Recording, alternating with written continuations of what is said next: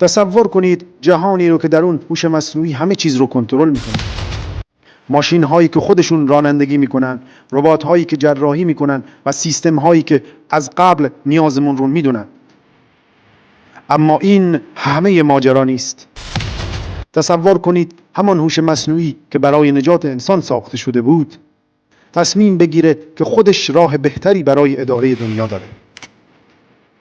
آیا ما به سمت آینده‌ای روشن حرکت میکنیم یا در مسیری تاریک قدم میگذاریم که راه برگشتی نداره؟ این ویدئو داستان قدرت، پیشرفت و شاید هم نابودی انسان. تا همین چند سال پیش هوش مصنوعی فقط یک ایده بود، اما حالا در سال 2025 همه جا هست. در پزشکی ربات‌های جراح با دقتی باور نکردنی عمل‌های پیچیده رو انجام میدن.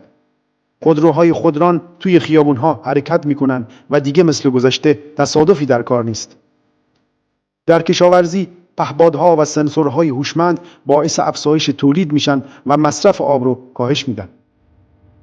حتی در زندگی روزمره از دستیارهای صوتی گرفته تا سیستم‌های پیشرفته خرید آنلاین همه چیز هوشمند شده.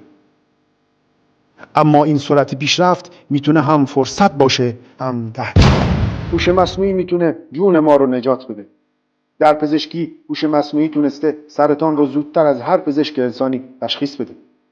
در حمل و نقل خودروهای خودران باعث کاهش 90% تصادفات شدن. در محیط زیست سیستم‌های هوشمند به کاهش آلودگی کمک میکنن و انرژی رو بهینه مصرف میکنن.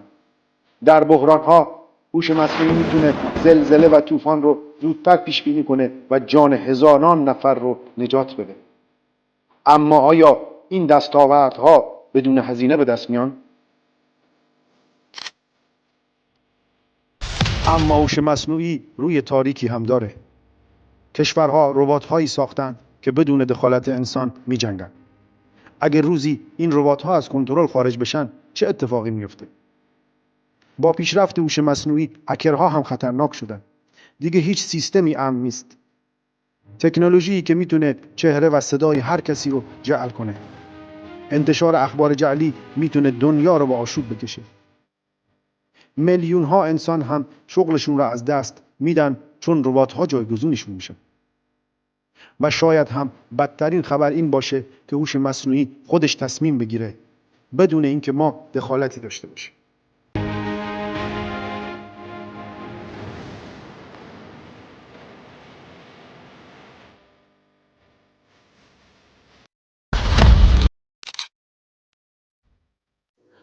آینده